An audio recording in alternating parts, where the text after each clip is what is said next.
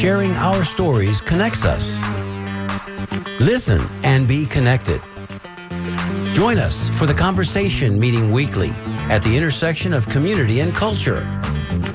Hosted by Mario Nunez and Joe King Carter. Good afternoon, everyone. Good afternoon. Good afternoon. It is that special time of the week. It is Wednesday, Hump Day, and it's the hump hour of Hump Day. I don't know exactly what that means, but I like to say it because it's a lot of humping going on there, apparently. And we are WMNF 88.5, WMNF.org. You're listening to The Conversation.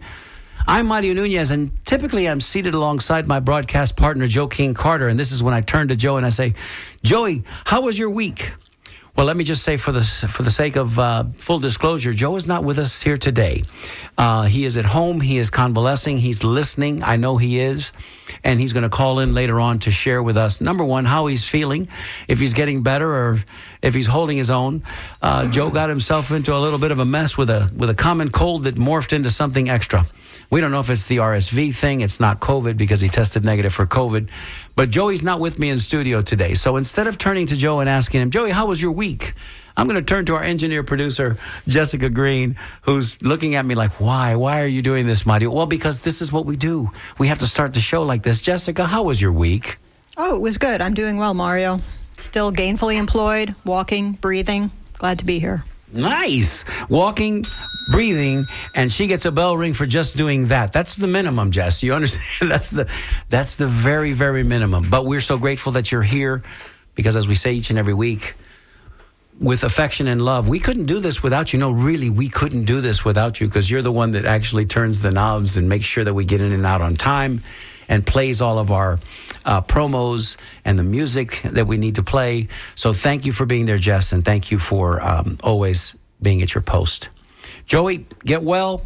I'm going to be looking for your call after a little bit. Today in studio with us, ladies and gentlemen, a gentleman that I'm just getting to meet now. I've just been introduced to. In fact, today we met for the first time. His bio is prodigious. He's got a great story to tell. He's a local. So he's right here in our backyard. As he mentioned, his better half lives in downtown Tampa. His girlfriend lives in downtown Tampa. He lives here in West Chase. And I'd like to introduce him to you. We're going to get to his story, Mr. Brendan Rennert. Brendan. Mario, thank you very much. How you doing today? Come on, my brother. Thank you for, on such short notice, jumping into the stirrups and riding hard with us, man. Appreciate you being here. I appreciate the invitation, and I thank Alfred Goldberg for, mentioning me that I could do it. Alfredo's the best. He's a good guy. Alfredo is the best, and hopefully I'll drive him to the archive so he can listen to this show because he's just got a nice shout out from the conversation. Oh yeah. And just to remind everybody, if you've missed any of the shows previous, or you like what you hear today and you want to hear more from the conversation, you can go to WMNF.org, search out archives, and then all of the shows, from the music shows, the variety of music shows to our public affairs and news shows, they're all listed there. Just seek out the conversation and listen to any one of the shows that we have there. We've been on the air for almost a year now, Jess, a little bit over a year. Yeah, has it been that long already? I don't know. I lose track of time. In these days of woe and want, Pretty the close. weeks are running at us like a freight train going downhill with it's all gas and no brakes these days. That's true. When my head hits the pillow at night, I'm exhausted. When I get up in the morning, I'm hopeful. And then it just happens again. Sometime in the afternoon, you get beat down. Brendan, how do you feel about the current events of things today? Give me your take on some of these things. My take on the current events is there's a lot going on. That says you wake up every morning not exactly sure how the day's going to end up in my book, but there's a lot of good stuff. There's a lot of good stuff going on. There's a lot of bad stuff going on. And I try to stay in the middle of it, and I like to see what's happening. But boy, it's every day I wake up and there's just it's a train wreck of plenty of stuff happening. Surprise! Yeah, Drinking, thank you. Drinking from the proverbial fire hose. Yeah. And it doesn't help us that we all have a device in our pockets that connects us to the news cycle, which is now 27 hours out of the 24. So you can't escape it. You know, I'm just old enough to remember, Brendan, you're right on the periphery there. When, you know, the TV stations used to sign off at night. Yeah. They used to sign off at 11:30 after the late news. Yep. We'd get the jets flying over. We'd see the Native American, like the Indian chief on the that we'd see on the nickel, and then they'd be a test pattern after that. Yep. And you know, there was a time also when the stores that were on the corners that were named, I believe they were named 7-Elevens. Does anybody remember that? 7-Elevens? Why were they named 7-Elevens, Brendan? They were open from 7 to 11. Thank you. Let me ring a bell for Brendan's correct answer. You know what I mean? Thank you for the softball. Thank you. Absolutely. So, but the reality is we can't get away from it now because we're constantly in this cycle, and it's exhausting. I think in some ways it's intentional to kind of see how tough we are as a culture, as a group, and but we will prevail. We're not, darkness will not win here, even though the gray hair in my beard and the hair that's not there on my head anymore is winning. Right. But I think that we will prevail. Your story that we're going to get into in just a minute is. And it's more your grandfather's story, I digress. It's really, really inspirational. But let's start as we usually do here on the conversation, getting to meet Brendan Renard. So, Brendan, where were you born? I grew up in Rochester, New York. Attaboy. Yep, grew up there. Spent up until I graduated college, went to Fredonia State University. Go Fredonia. Go Fredonia. The Fredonia nickname? The what do they call it? The Blue Devils, yes. Blue Devils, okay. Yeah. All right, very good. Blue Devils, yeah. Like Duke? Yeah, boy, I had to go back far. No, listen, but I always ask because it's a fun thing to know the mascot of your school. Yes, it is. It is. It's very much so. So Rochester, known for? Wegmans. And? Bausch & Lomb. And? Xerox. Kodak. There you go. There you go. Oh, yeah. Rochester back in the day was... a center of a lot of the, just coming out of the Industrial Revolution. Absolutely. Rochester was a big city. Absolutely. My dad had one job in his life. He worked for Xerox for 45 years. Didn't know anything else Gold but watch, that. and that's right. The gold watch, retired, yeah. Cool. That's a grounding history. It is, and I consider it I looked at my parents. My mother was an entrepreneur. She had a shoe store for 30 years. My dad had one job his entire life. My mom was riding high, living the fast life. And, my dad passed away. He had quite a bit of money. He just saved up and never made more than... They worked like hell, too, didn't they? They did, Our parents all the time, yeah. Mm-hmm. He worked... I think it was one time he told me, I didn't make more than $50,000 a year. And, he ended up with over $1 million in his pension when he retired. It was crazy.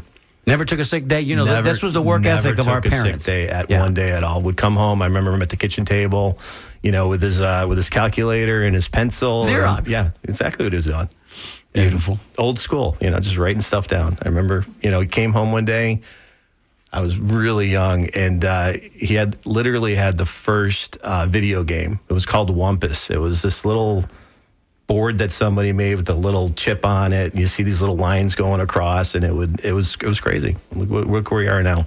So tell me, did you have siblings to share this idyllic upbringing? I did. I have an older sister. She's going to be 60 this year. She lives in California. She's an editor. She's worked on The Bachelor and The Bachelorette for the last 20 some odd years. Oh, how cool. Yeah, she's been in the process of doing a documentary about my grandfather's story. That's been ongoing for a number of years. And she's pretty cool. We're all getting together in the next couple weeks in Colorado for a mini family reunion. Yeah, it should be a good time. And Colorado is not only kind of like the midway point a little bit, maybe a little further west from California and Florida, certainly, but it's a fun state. It's a great state. Colorado has a lot going for it, besides the clean air and the mountains instead of the beaches. But I like Colorado's politics, as we were alluding to earlier. It's still one of those states where population density is not necessarily a concern, like, in some of the bigger cities and some of the states. You still have wide open spaces. Sure. Lots of space out there, which you like. Legal cannabis is always a fun thing to consider. Medical cannabis, because it's not all about getting high. Sometimes it's about settling your nerves. Sometimes it's about dealing with PTSD. Yep. There's, cancer patients. There's a lot of good that can come from Well, Mother Earth put cannabis here, Yep. right? So Yeah, if we're absolutely. going to buy into that theory, then yes, Colorado, we see you, Colorado. Oh, yeah, And as absolutely. we're speaking right now, our son, is on his way, United flight, boom. He's on his way to see a friend of his in Colorado, Nice. so to Denver. He should enjoy. Yeah, I think he will. Lucky him. Now he's taking his golf clubs with him. He's going to play around the golf. I mean, to be 43 again. Right.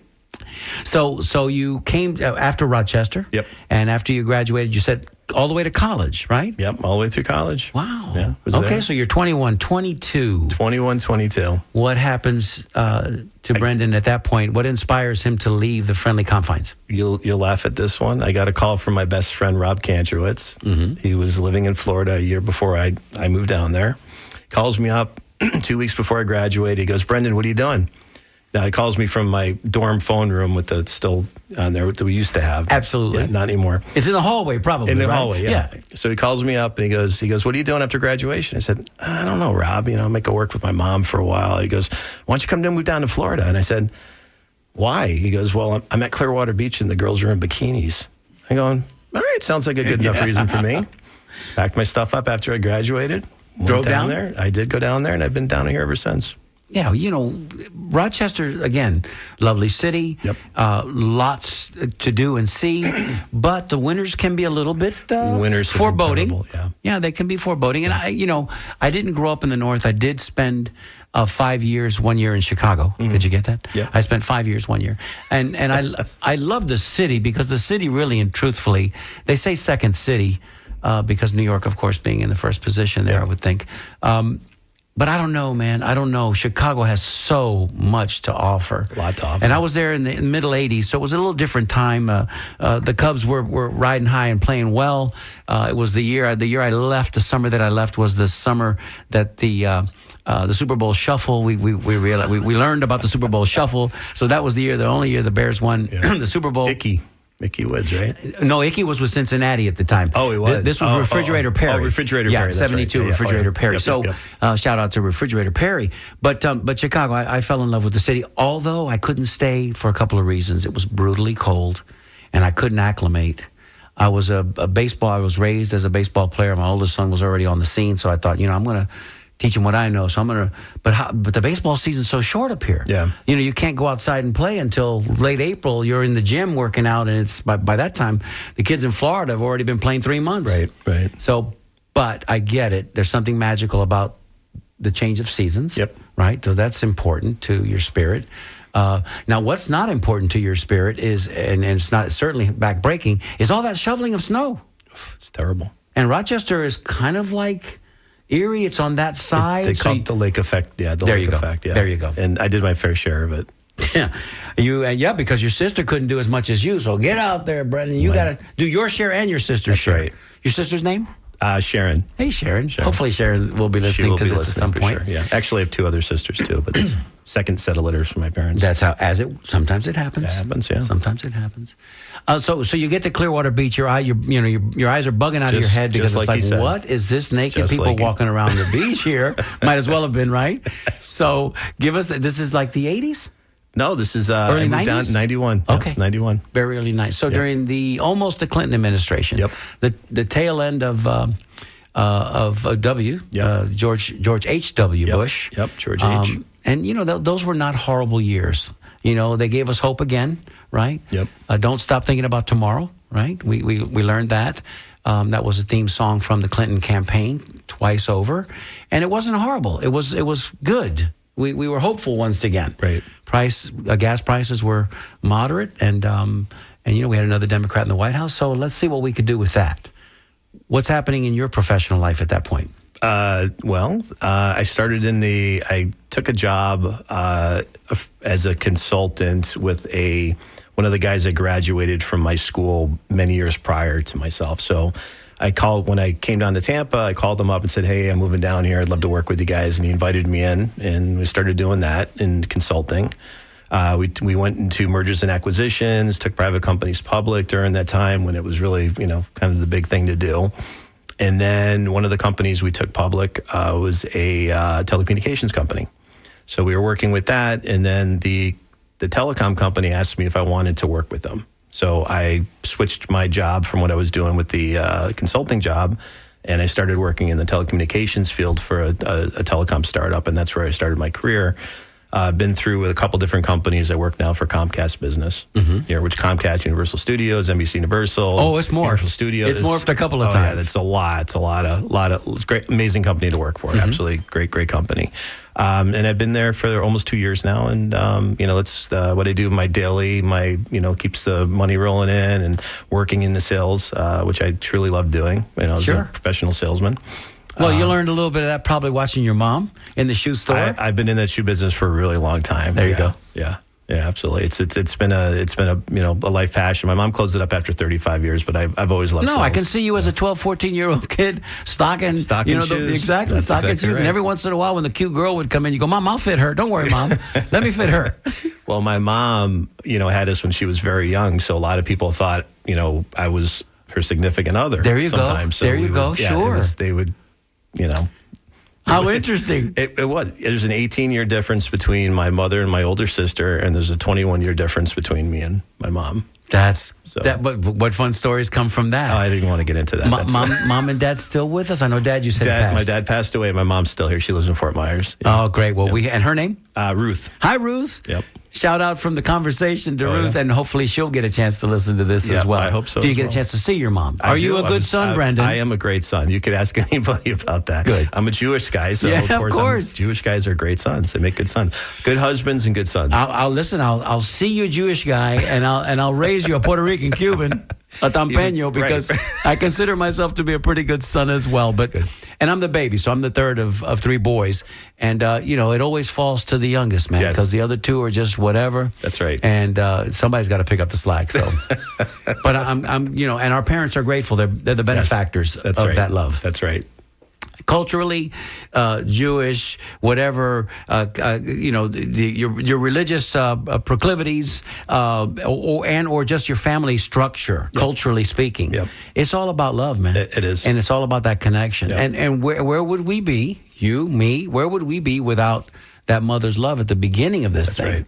Because they put it in us. They did. They did. Family was so important back then. It still is today now. It still is. Families are one of the most important things. Best holiday to celebrate in your culture? Best holiday? Come on, give it to me. It's Hanukkah. Okay. Hanukkah and the Passover, and there's so many different holidays, and each one of them is very, very meaningful to, in the religious part of it. But, I grew up in an area that we like to celebrate all the holidays. Yes. So whatever it was, as long as I got a day off, we love to celebrate it. And the Jewish community, follow me take this walk with me, Brendan. Yep, sure, I'd love to. The Jewish community is fortunate in so many ways because you have your traditions that you hold dear, and you get to celebrate them with aplomb and all kinds of fantastic family gatherings. Yep.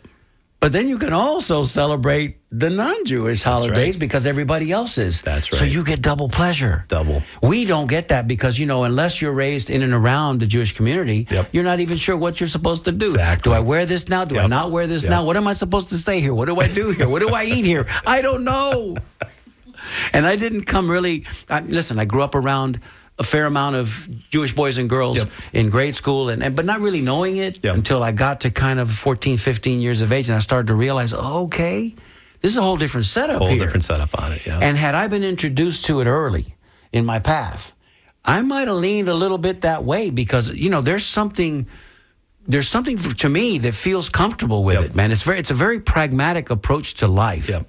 Eyes wide open. There's no illusions of grandeur here, boys and girls. We're dealing feet on the ground, eyes wide open. Yep. And I appreciate that. Yeah. And I think you grew up too. I mean, it was really important. Our get-togethers also revolved around a lot of food, right? Jewish cooking and everything. Yes. I think like yours, family, food. Your Jewish grandmother would feed you like my Puerto Rican grandmother would feed me. Yeah. And if you left the house without eating, good luck with that. Yeah, good luck with that. And the interesting thing is that I still to this day, I don't know if your grandmother would do it, but my grandmother would always cook with a cigarette in her mouth. What else would Bubby do? Cigarette in one mouth. She'd have the phone in the other with the cord that wraps around. Yes. And she'd be cooking her food. And I swear that the reason why the food was so good Couple of ashes. Couple of ashes in there. That's Grandma's touch. That's exactly what it was. Yeah, Abuela was the same way. Abuela had her cigarette. If it wasn't in her mouth, it was in the ashtray next to her. Yep. And because everybody smoked back then. Sure. They did. And on the airplane still, right? Yeah, well, you know, and I All the was, time. you don't know this about me, Brendan, but I was a flight attendant for 30 years. Oh, wow. And when I first started my career, I used to come home and I'd have to take off my jacket and, you know, sometimes my pants too and leave it in the garage because I couldn't come in the house with that. You know, the Dallas to Vegas turnarounds were incredible. In the DC-10, you'd have, you know, 200 people in the airplane and half of them smoking. Smoking away. Yeah. But I'm lucky I didn't. Try going to Israel. Oof. Oof. 16 hours later. That was bad. Yeah, we had to sit in the very, very back. And the smokers were always in the back, right? Always in the back. My grandmother packs of cigarettes. It was crazy. As if the smoke didn't just make it up to the front of the Somehow airplane. It stopped. Stupid. Yeah. Really, it stopped really at seat number 25 somewhere. Supposedly that was. Yeah, the guy behind you's in the smoking room, but he's not blowing the smoke No, your way. He's not blowing it that way. Of course not. Ay, Dios. So yes, family is super important, and it still is, and I'm grateful for that connection, right? Well, yeah. Now, we always, you know, pictures were a big part of it, and the history, the spoken history, right? The recorded history was great, the books but what you learned at your grandmother's knee was always so important, and your mom hopefully was able to perpetuate those stories too. Oh, yeah. Big story that you remember. Now we're going to get to the fun part of today's conversation. The big story that you remember when you were a kid growing up. The biggest story that I remember growing up is people coming up to me when I was very, very young. And they used to tell me that my grandparents are amazing people. And someday I'll realize how great they actually were, what they've done. And so you're 10 years old and you're going, sure. Oh, yeah, whatever. It's much younger than that. You know, 5, 6 years old. They would come up to you. They'd see you on the street. They would see me everywhere. People would be waiting outside my grandparents' house. Okay, that's different. In Brooklyn, New York. Now that's different. Waiting for them to come out of the house, not to disturb them before they did that. And growing up a very, very young kid, you don't really know why. Mm-hmm. You know that people say that your grandparents were very, very special people, but you don't have an understanding of why. Right, you just think they're, you know, grandma and grandpa, and that's the way it is. But there was so much more to it. And, you know, the people that we thought that we were always around, I always thought were my aunts and uncles. And, you know, people that always around. My grandmother, one of my another great stories is she's always prepared. Mm-hmm. She was always makeup on, hair done, but she had her little house dress on, you know, little house thing. So at any given moment when the doorbell rang, the house dress would come off. She'd be perfectly dressed, and there'd be food on the table. So there was always people in and out of the house. She always made sure that she had food ready. She was at the ready. She was at the ready, yeah. That's a great way to grow up because you also get a sense of community. Yeah. You also get a sense of, it just doesn't happen in my house. I'm kind of connected to all of this on the outside. Yeah. And if you get that from an early age, I think that's also what puts a public servant's heart in your body, you know, it gives you that sentiment of giving back and working hard for your community, a community that's helped nurture you and raise you. Sure. And all this is happening in Rochester. Yeah. No, Rochester and Brooklyn. Brooklyn, New York. Yeah. And Brooklyn. New York, yeah. So could you find a good bagel in Brooklyn? I'm just curious. Bagels Am I being and facetious? Pizza. Can you look at me? Look Yeah, at me. yeah, brother. Yeah, brother. Well, you're tall, though, so you can hold it. You're tall. I can't carry the extra weight. How were those days? How were those? Just it was amazing. They're amazing. Yeah. The days there growing up, the summer times there was a lot of fun. We used to go to the beaches. We used to go, great foods, pizzas on Avenue J. Well, you got museums, you got ballparks. You're in New York. You're in Brooklyn, New York. We go to the city. Yeah. It'd be great. Yeah, it was a great time. Would your sister go with? Oh yeah, the whole family was there. Oh, okay. Yeah. Okay. Oh, yeah. And you're on the stoop, and you learned what a stoop was all about because you probably didn't have a stoop back home, but you definitely have them in New York. No stoop. Playing stickball in the streets, it's amazing. I mean, my parents met and married in New York, even though my dad was born here. And he tells me about those stories. Now, this is in the 40s. This is in the late 40s. Yeah. And I'm just thinking, wow, it was a whole different time. It was. You know? Yeah. After World War, they met after World War II. I mean, they closed the streets to celebrate a block party, from the end of the war kind of a thing. And now, even now, driving around in the car, I listen to Sirius Radio, and they want to listen to something. So I found this station that plays nothing but 40s music. Yeah. Right? And a lot of it's World War II songs. Yeah. Give them the gun and all the military songs and everything. And I'm listening to them, having heard them before, so it's jogging that memory. Yep. And my mom and dad are singing every word to those songs because That's the one thing about Sirius Radio. You probably know this, but when the song comes up, in the parentheses, it gives you the year. The year from they come up, yeah. So then when I always see it, it's like, 43. Well, my dad was 15. My mom was 13. What were they thinking? What were they doing, experiencing in their lives? This was what was playing on the radio. That's right. Or the record player. And the radios were like incredible. They were like a big, huge piece of furniture in the house. Yep. And you took pictures in front of it because it was a radio. Yep. Oh, yeah. Anyway, I digress. Listen, let's take just a minute, do a little station identification. When we get back from this, here's a big tease. This is called a tease in the business. Tease, I don't know what this means. But listen, stay tuned. Don't go anywhere, because when we come back after we do a couple of little recordings here, station identification, then we're going to tell you a little bit about what's coming up this Saturday. Very important for WMNF listeners like you. We'll get to the story about Brendan's grandfather. Hi, I'm Keith Arsenault. You're listening to The Conversation with Mario Nunez and Joe King Carter on WMNF 88.5 Tampa. WMNF, your community radio station, powered by the people, is launching an emergency one-day drive to raise $100,000 to cover the state funding cut. Join us on July 19th, as it's our day to stand together. A community united to protect independent, local, public radio from government funding cuts and media consolidation. Every donation counts.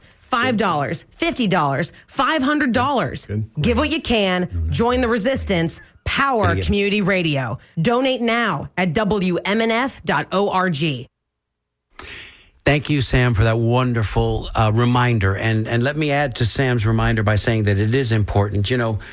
We do our best here at WMNF, and I think we do a pretty decent job of keeping the airways open and making the public informed, giving the public an opportunity to contribute.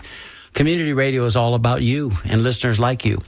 And when funding gets cut out of the budget, it gets real serious real fast. We all know, without getting too far down into that wormhole, that right now democracy is under siege. And we need to be vigilant, and we need to make sure that the public airwaves are and remain public. So this Saturday, we're having this one-day emergency fundraising event, and we're going to call on our listeners to once again to reach into their pockets and make a contribution, big or small, just to let us know that you're connected to what we're doing here and that it means something to you and it's important to you. And we thank you in advance for your love and your consideration. Brendan. Now, as Paul Harvey used to famously say, let's learn the rest of the story. Tell us a little bit about your grandpa. Did you call him? Did he have a special nickname from you? How did you refer to your grandfather? It was my grandfather. That's it? Grandpa. And grandpa. And he was your mom's father? Yep, my mom's father. My mom used to call him Abba. Okay. He spoke Hebrew. She spoke Hebrew. I wasn't raised on Hebrew, but they spoke a lot of Hebrew. They spoke Russian. They spoke a lot of different languages. My grandmother or grandfather spoke it all Yiddish. They spoke it all in the same sentence. So, it was very... We kind of do that, too. The Latinos do that, too. With Spanglish, Spanglish. And brevity is always in play. Yep. So whatever language would allow us to get the fewest words to make our point, that's what we would use. And I'm sure it wasn't any different in your culture as well. Nope, not at all. Okay, so now we've teased it out. Let's tell your grandfather's story, shall we? Sure. So my grandfather's name was Tuvia Belsky. If you look him up, he was one of the largest rescuer of Jews by Jews during the Holocaust. He ended up saving 1,250 people. There are tens of thousands of people today that are alive because of what him and his brothers did.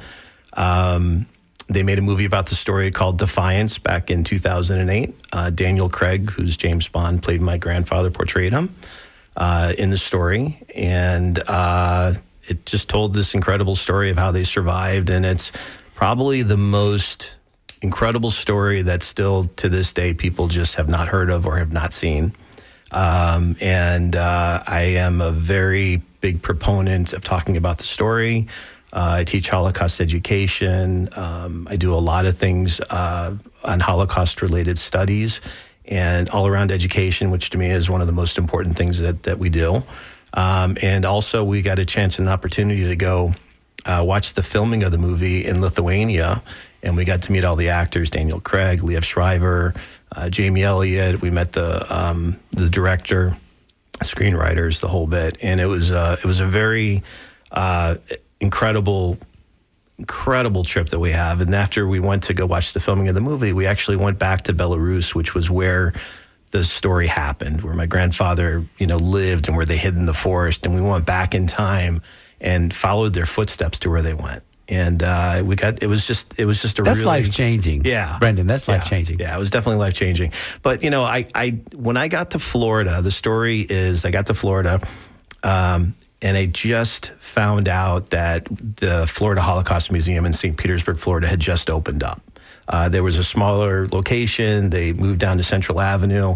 They just opened up. I'm like, I'm going to go down there and check it out. So I ended up going down there. And I started walking through it, and then they came up to a section that's had resistance and rescue in it. I saw the big bigpicture of my grandparents and the Belsky Partisans. And I was like, wow.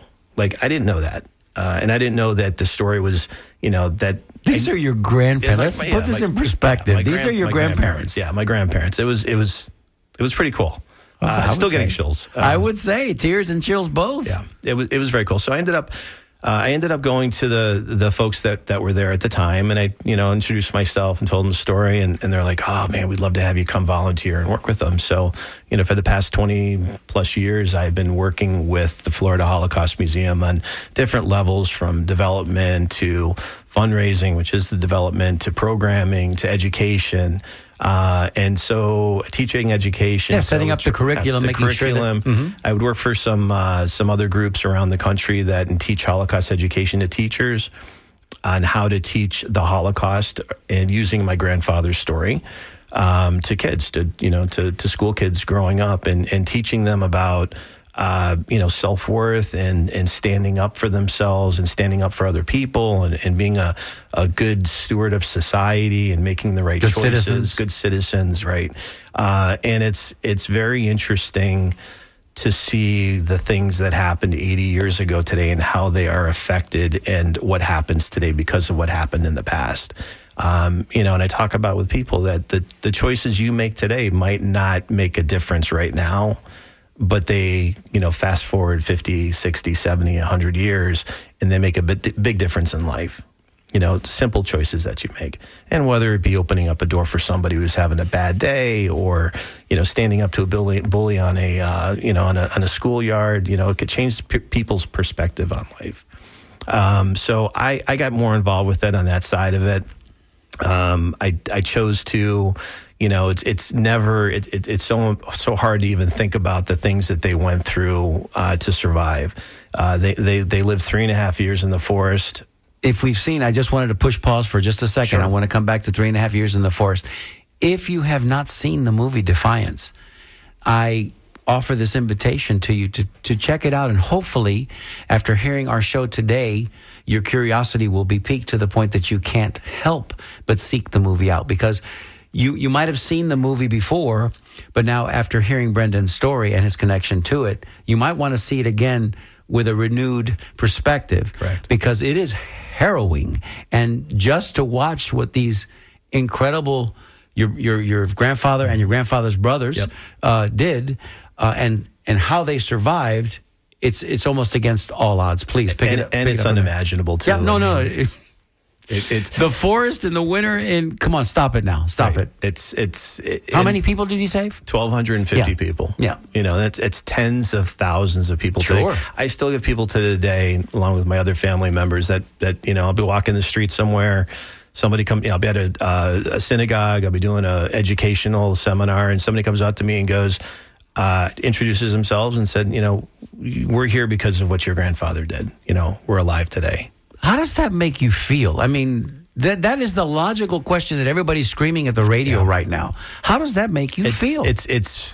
It's numbing. It's numbing to think that, because of what they had to endure going through it. Sheer will for life. Yeah, and my grandfather didn't know that there was any other Jews left in the life, and he didn't have to do what he did, but he knew that's what he needed to do.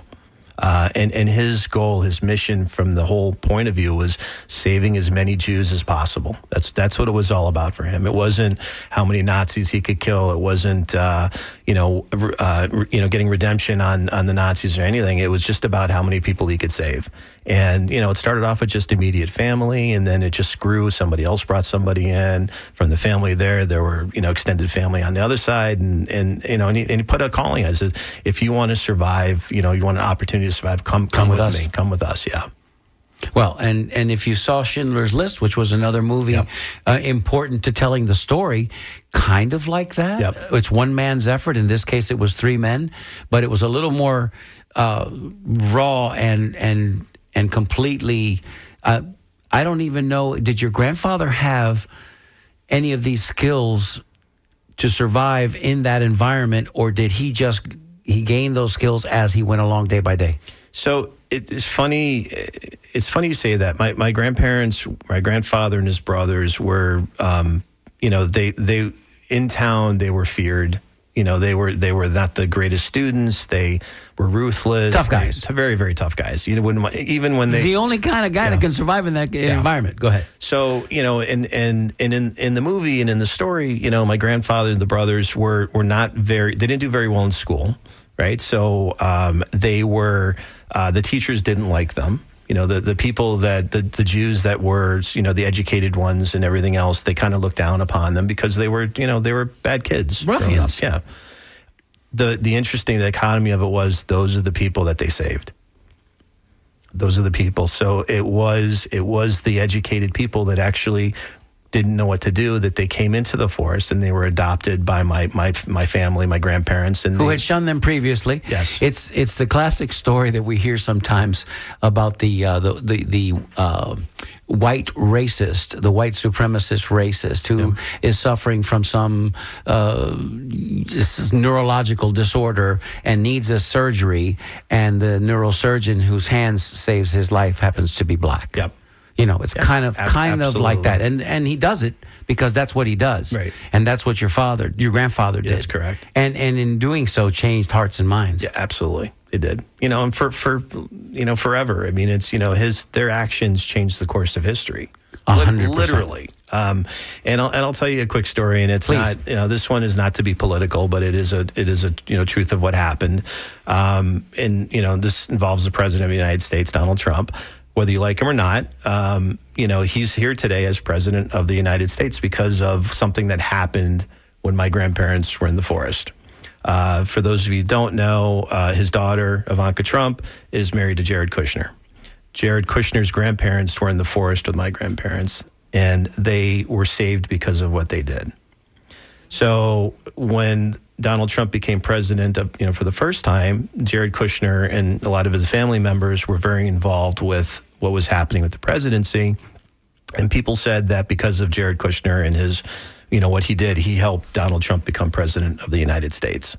If my grandparents did not save his grandparents, there's no Jared Kushner. It could. There is no Jared Kushner. It's just the course of life, how it changes, and that's what I want to go back and say, that things that happened 80 years ago could change the course of life that you would not know. Still relevant today. It is still relevant today, and it's they said good, bad, whatever, indifferent on it. It's just the real thing that happened, and the importance of when I teach Holocaust education or anything like that, it just talks about the importance of doing the right thing, because these do affect things that happen down the road. Martin Luther King's famous quote, there's not a wrong time to do the right thing. Not at all. And sometimes those decisions that are made in real time on the fly against incredible odds, you do them because it is the right thing to do. Yep. You're not thinking about recompense. You're not thinking about how is this going to help me in 5-10 years from now.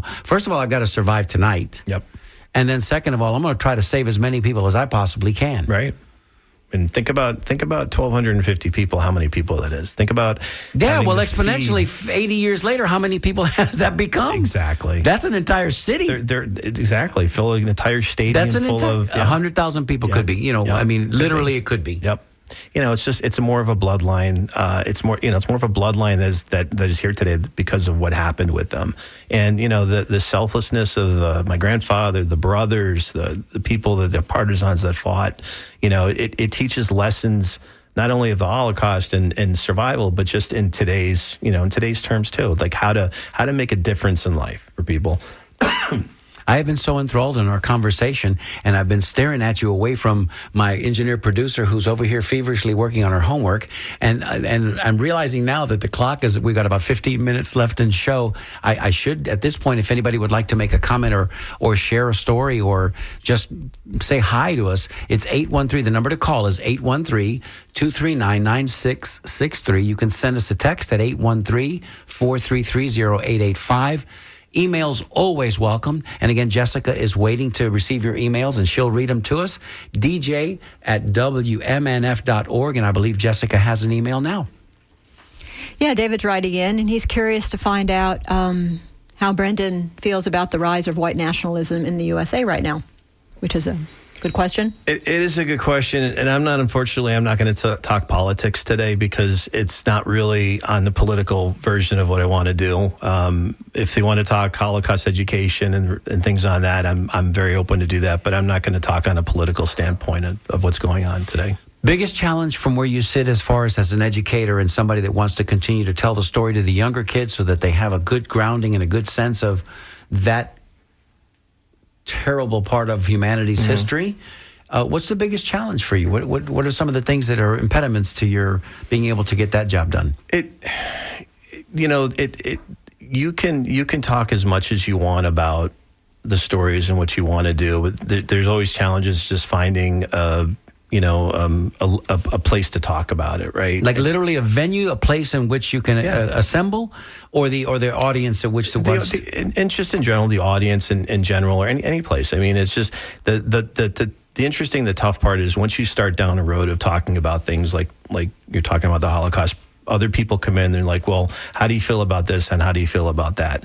Well, that's not part of the conversation. Yeah, it's ancillary. It is ancillary because I'm not, things that happened 80 years ago and what they did is more, to me, is a lot more important than talking about. And again, from a political standpoint, one person's belief is not going to be the same as somebody else's, right? We both know that. And, it's hard enough talking about things like the Holocaust-related stuff because there are people and deniers that still think that it never happened.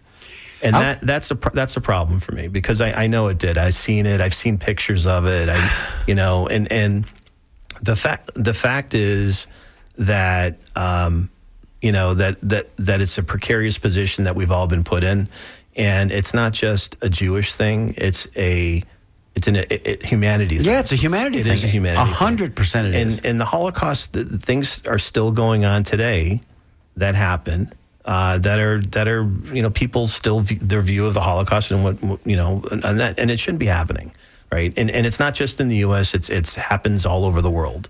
So many things I want to ask you in the 12 minutes or so that we have remaining. One thing that I saw, and I don't know if it was on 60 Minutes that I saw it, maybe the Sunday morning show or maybe both, but there is a museum, I think it's in New York, but maybe it could be here in Florida, could be in South Florida, where they've taken survivors and they've interviewed them, many of whom have passed on since. Sure. With incredible technology and cameras all about them in 360, and then they transpose all of that information digitally, create a hologram, ask them as many questions as they possibly could to get definitive answers from all of those questions, and then now you standing in front of a survivor can ask them a question. Organically. What was it like? And that person then will answer that question. Where is that fabulous music? But you know what I'm talking about, yes? Yes? I know exactly what you're talking about. I don't think it's in South Florida, but listen, with the technology that's in play now, AI, we are to a point where technology has finally caught up to where we can do things that I want to be able to do. My grandfather has a memoirs that he wrote down during the Holocaust. We're just getting it published, right? After 80 years. In his hand. So you have that, the family has it. Yes, in his hand. So, and it's like, with technology these days, you can make an AI twin of yourself. You could replicate things that have happened in the past. And not even not even doing things with filming them while they were still alive, but now you can create them. an AI twin of somebody and have them talk and speak and act. In Deep fakes. Deep fakes. It could be bad and it could be good. Correct. One of the things that, I want to see happen is be able to go back and recount those things that have happened in the past with the people that did it. And there are not many people alive today. That's what I'm saying. We're losing them each and every day. Sure. Second and third generation people like myself that have to continue, the discussions and the conversations down the road. And the hard part is, if you don't talk about it, people don't remember it.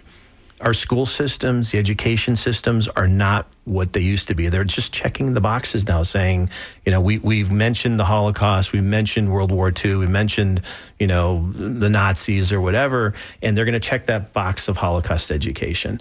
And that's not enough. It's not enough. Our history, whether it be Civil War history for my friend Keith. That Native American history. Yeah, Native American Trail history. of Tears. Yes, it's super important to relive the past and how it created the future and where we are today because of it. And connect it to our hearts. Correct. Right? Not just to our brains, because our brains, that's the factual side. That's the regurgitation of the dates and the places. Yeah. But the sentiment involved and what that means, it's, to deny something like the Holocaust is as ludicrous as denying that bombs were ever dropped on Pearl Harbor. I mean, it's like, come on. Yeah. We have accounts, many accounts.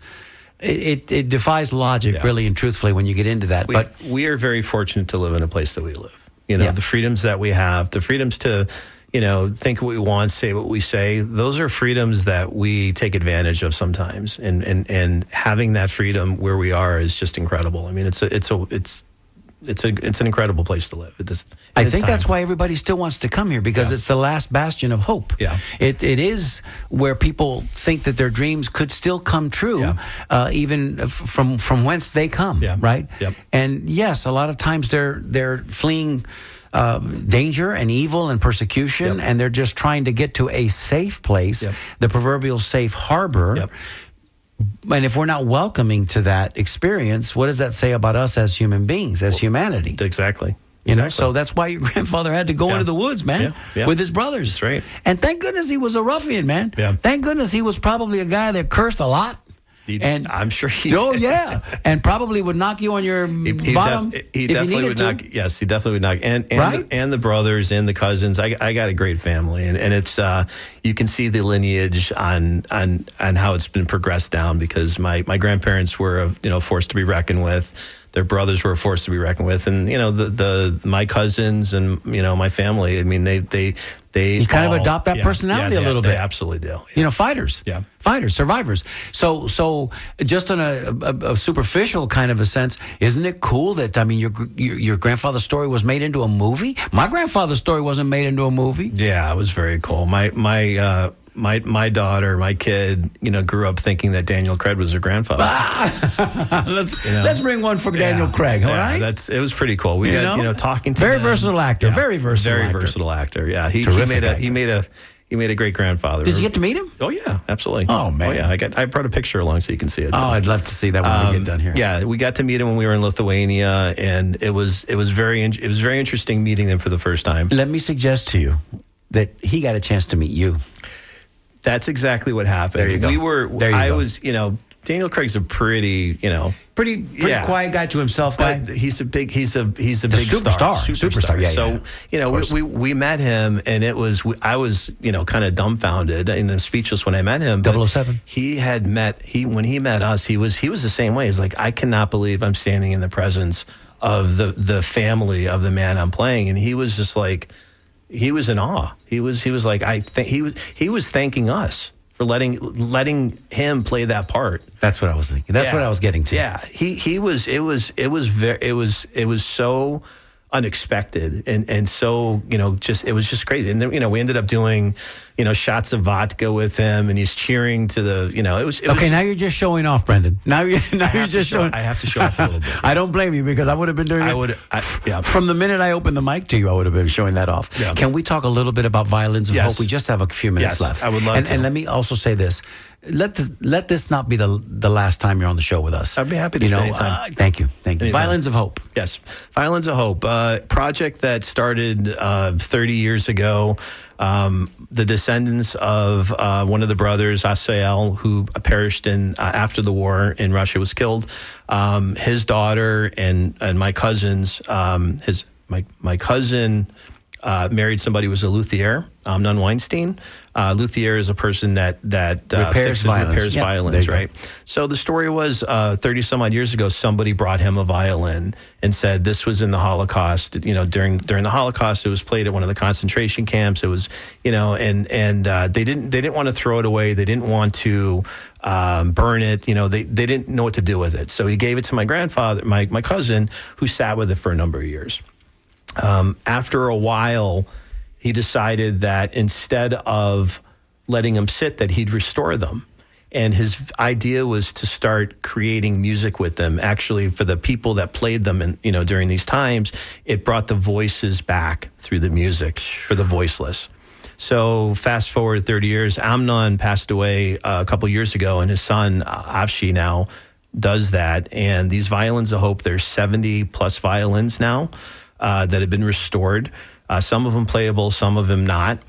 The ones that are decorated with the Jewish symbols and the stars are the ones that were not as well. They're not playable, but they're decorative. So the ones that are playable now travel all across the world, and they play these incredible concerts with incredible musicians. And we had one a couple months ago, back in March, with the Florida Holocaust Museum and the Florida Orchestra. We had about 550 people show up to it. We're bringing them back in 2028. We're going to do it at the Straz Center. We're going to have a full-blown orchestra in there. We're actually going to Denver, Colorado in a couple weeks, where they're having one of the violins. Shout out to Denver again. Shout out to Denver. And my cousins are all going to be there. My aunt who lives in Israel, she was able to get out. Fortunately, so she's coming over, and we're going to have a mini family reunion. We're going to go see the violins, and that's one of the other passions that I have, is helping them bring them back here. And it's being able to listen to the violins and seeing the musicians play them brings it just to the joy. It's the joy. It's just incredible. It's an incredible feeling just to see that. But he lovingly restores them. My cousin, he has a shop in Israel, and he has a shop in Turkey, which is where he resides, and he travels literally all over the world to play them. And it's just a wonderful, anybody who's been to one, they're fabulous. The orchestras love them, and been talking to the Florida Orchestra, and they can't wait. Please let us know when that event is taking place, because we would like to go. We would like to be there to record that and just to experience it firsthand. Yeah, and we're also looking to do a violins concert on Holocaust Remembrance Day in January 2027. I'm personally trying to get it done at the White House, because it's Holocaust Remembrance Day. It would be appropriate. It would be appropriate to do it there, and because of the ties that we've had with them, that's where we're kind of in the planning stages of trying to get that done. But they travel all over the world. I actually had to go pick them up and bring them back. So you're with a me. courier on top of everything else. And I'll tell you what, I've never been so nervous before in my life when I had the violins. I would think so. I'm bringing them in, and they're inspecting them. I'm like, don't touch that. Don't touch that. And they were like, why? I'm like, because that's from, the Holocaust. And you're like, what's that? And I'm like, let me tell you the story. So it was very, having to carry those on an airplane and knowing, literally, the weight. Not the weight. No, the weight. The weight. Yeah, yes, the weight. Exactly. The weight from the heart. Exactly. Yeah, it was pretty crazy. So, well, let me just say for the record that it's incredible meeting you today. Thank you. Up until, again, our good friend, Alfred Goldberg, put you in our path. We would not probably have crossed paths, but I'm grateful for that experience, man. And, we're going to have you back on again if it's maybe closer to that event in January. Would love to. So we can help promote that a little bit. But I think that at the end of the day, it's pretty cool to be Brendan Rennert. I think it's a pretty full life. Thank you. I think the history is all there, but I also think that the work that you're doing going forward in your community is amazing. Thank you. So thank you for that. I appreciate it. And Thanks thank for you the being here invitation to be today. here. No, of course. pleasure. Jessica, any last words on your behalf? You can open your mic and say something nice. It was a very interesting show today. Thanks for joining us. You'll There you appreciate go. it. Yeah, Jesse? especially on such short notice. So No problem. Well, Well, he's right here. He's local. local. That's right. You can call me in the morning. I'll be here in the afternoon. We'll have to go out and get a café con leche sometime Would and love to. continue this conversation. Would love to. Anytime. Because that's what we do here at WMNF. We make connections. It's all about community. And today you heard the fascinating and full story of Mr. Brendan Rennert, who has a great story to tell. Let me say that on behalf of everybody that puts this show together, we wouldn't do it without Jessica Green, our producer engineer. And today Cheryl was quietly at her post listening for phone calls. We didn't get any, but that's okay. We know you were out there listening just like we were here in the studio. We ask that you please stay tuned. Sam Hval is coming up next. It's the music, and she puts on a great show Wednesdays at 1 o'clock when we get out of the studio. So don't forget this Saturday. It's real important. If you have an opportunity to listen in, make a donation. No contribution is too small, but full disclosure, we like the big contributions as well. Thank you, everybody, for being with us today. We love you. Thanks for listening. You're listening to WMNF Tampa.